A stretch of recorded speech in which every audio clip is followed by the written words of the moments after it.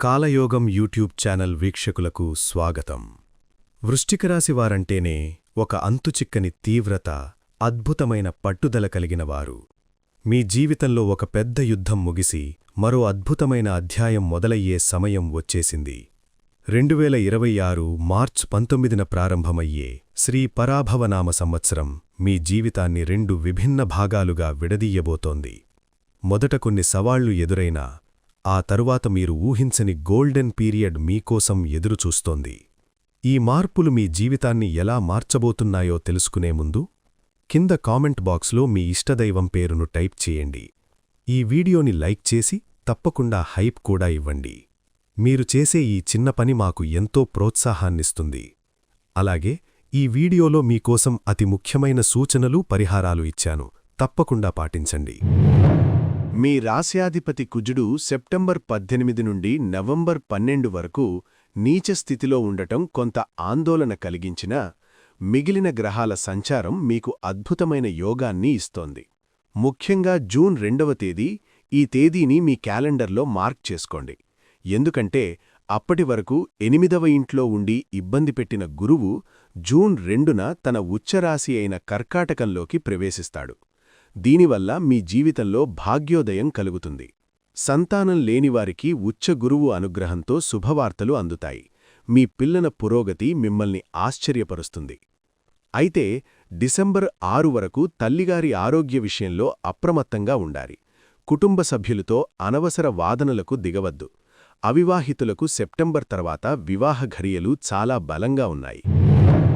శని భగవానుడు సంవత్సరం పొడవునా 5వ ఇంట్లో ఉండి మీ ఆలోచనా ధోరణిని చాలా సీరియస్గా, లోతుగా మారుస్తారు. శని 5వ ఇంట్లో ఉండటం వల్ల జీర్ణ సమస్యలు, వెన్నునొప్పి లేదా కీళ్ల నొప్పులు బాధించవచ్చు. స్త్రీలకు మే నెలలో హార్మోన్ల సమస్యలు లేదా గర్భాశయ సంబంధిత ఇబ్బందులు ఉండవచ్చు. జూన్ వరకు ఏదో తెలియని భయం, ఆందోళన ఉండవచ్చు.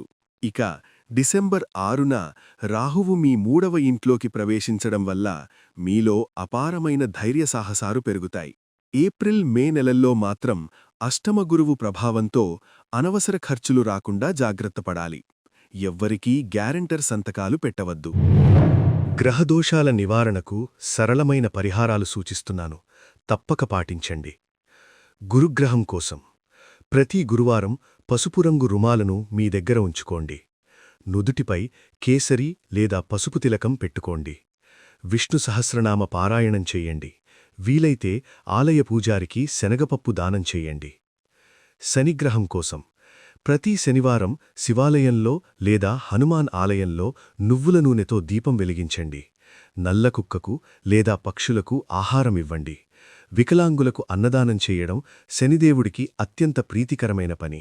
రాహుకేతువుల కోసం మెడలో వెండి గొలుసు ధరించండి. వెండి గ్లాసుతో నీరు త్రాగడం అలవాటు చేసుకోండి. మంగళవారం నాడు దుర్గాదేవికి నిమ్మదీపం వెలిగించడం వల్ల కుటుంబంలో ప్రశాంతత లభిస్తుంది. ఆరోగ్యం కోసం రాగి పాత్రలో రాత్రంతా ఉంచిన నీటిని ఉదయాన్నే త్రాగండి. ఆ పాత్రపై ఓం నమో భగవతే వాసుదేవాయ అని రాసి ఉంటే ఇంకా మంచిది. రోజుకు 15 నిమిషాల పాటు అనులోమ విలోమ ప్రాణాయామం తప్పనిసరిగా చెయ్యండి. చివరగా ఒక మాట. వృశ్చిక రాశివారు ఈ ఏడాది సహనాన్ని ఆయుధంగా చేసుకోవాలి. సంవత్సర ప్రథమార్ధంలో వచ్చే సవాళ్లు మిమ్మల్ని రాటుదేల్చడానికి అని గుర్తుంచుకోండి.